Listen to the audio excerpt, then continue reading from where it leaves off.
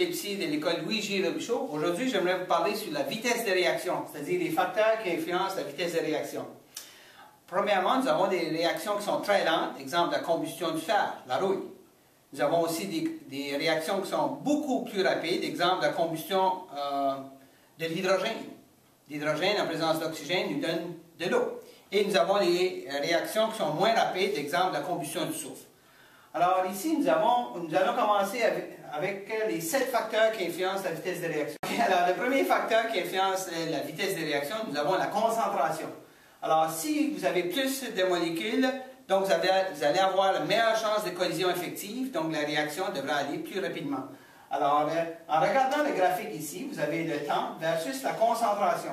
On remarque que si la concentration augmente, dans ce cas ici, vous voyez que le temps pour produire cette réaction-là va diminuer. Deuxième facteur qui influence la vitesse de réaction, vous avez la température. Alors, ici, j'ai fait un graphique de le nombre de molécules versus l'énergie. Alors, si on regarde ici le graphique, vous avez une certaine température, seulement cette petite partie ici qui possède assez d'énergie pour former le complexe activé et pour faire la réaction. Cependant, si on augmente la température, une nouvelle température T2, vous allez avoir toute cette partie ici de molécules qui possèdent cette énergie d'activation pour former la réaction. Bon, alors, voici l'exemple que je voulais donner ici, c'est l'explosion du Hindenburg. C'est le ballon gonflable que vous voyez parfois au-dessus des stades de football, baseball, au-dessus de gros ballons, de dirigeables. Alors, dans ce ballon-là, nous avons de l'hydrogène. Puis, dans l'air, dans l'atmosphère, nous avons de l'oxygène, qui habituellement, l'hydrogène plus de l'oxygène ferait de l'eau. OK? Maintenant, ça prend une température assez élevée pour que la réaction se produise, parce qu'en réalité, c'est la combustion de l'hydrogène. Maintenant, dû à la mauvaise température, cette journée-là, les éclairs, et ainsi de suite, les éclairs, c'est une décharge électrique, c'est de l'énergie. Nous avons eu cette réaction-là, s'est produite due à une augmentation de température. Alors, nous avons à ce moment-là l'explosion du Hindenburg. Aussi, j'aimerais mentionner que si on augmente la température habituellement de 10 degrés Celsius, ce qui est équivalent, à 10 Kelvin, nous avons aussi que la réaction va doubler. Donc, la vitesse de la réaction double. Bon, voici le troisième facteur, la surface de contact. On sait que si on augmente la surface de contact, que la réaction sera beaucoup plus rapide. Alors, surface de contact. Prenons un exemple ici d'un cube de 1 mètre par 1 mètre. Alors, si on fait la surface totale, ce sera 1 mètre, multiplié par 1 mètre, qui va me donner 1 mètre carré. Puis dans un cube, vous avez 6 faces, donc il va me donner une surface totale de 6 mètres carrés. Maintenant, si je divise ce petit cube-là à moitié, c'est-à-dire, je divise comme ceci.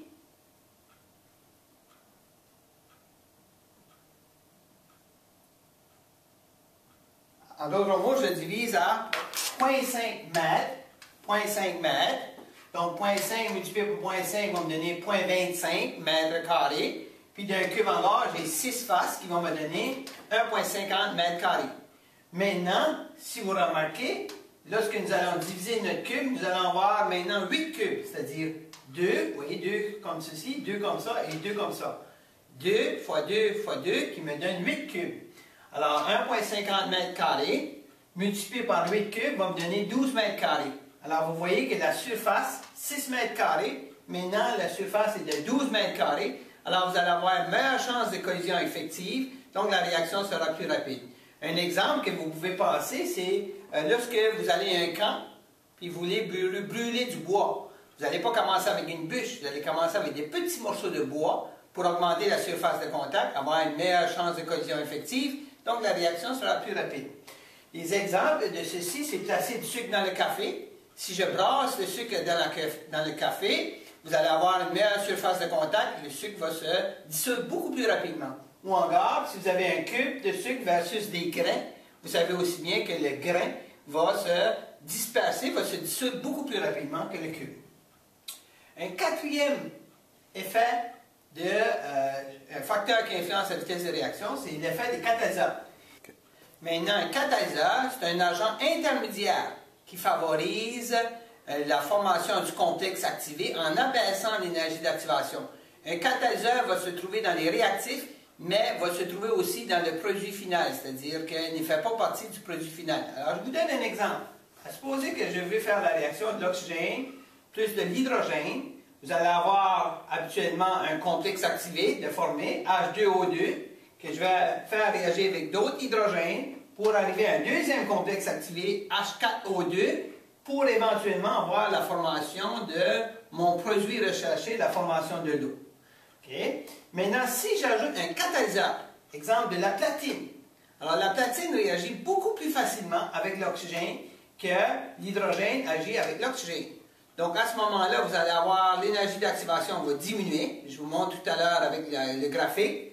Donc à ce moment-ci, vous allez avoir un complexe activé qui va se former beaucoup plus rapidement à l'oxygène avec la platine. Maintenant, à ce complexe activé ici, vous allez additionner de l'hydrogène. Vous avez un deuxième complexe activé formé hydrogène, oxygène, hydrogène, platine, hydrogène, oxygène, hydrogène. Puis, dans l'instant même, vous allez avoir maintenant votre produit final, nos deux molécules d'eau et notre platine. Alors, un catalyseur accélère la réaction en diminuant l'énergie d'activation. Alors, voici le graphique ici pour une réaction catalysée et une réaction non catalysée. Alors ici, vous avez la réaction, comme je parlais tout à l'heure, l'hydrogène en présence d'oxygène nous forme un complexe activé H2O2 et éventuellement nous forme un deuxième complexe activé H4O2 pour éventuellement former le produit final de H2O. Maintenant, avec un catalyseur, vous voyez, l'énergie d'activation diminue parce que l'énergie d'activation, c'est d'ici à là. Alors, versus d'ici à là, vous voyez, j'ai diminué l'énergie d'activation grâce à un catalyseur. Donc, vous avez le complexe activé OPT2O. Ensuite, il y a un deuxième complexe activé déformé que je vous ai démontré tout à l'heure, HOHPT2OHH. Et éventuellement, vous avez la formation de l'eau et le catalyseur qui est à part. Alors, le catalyseur ne fait jamais partie du produit final.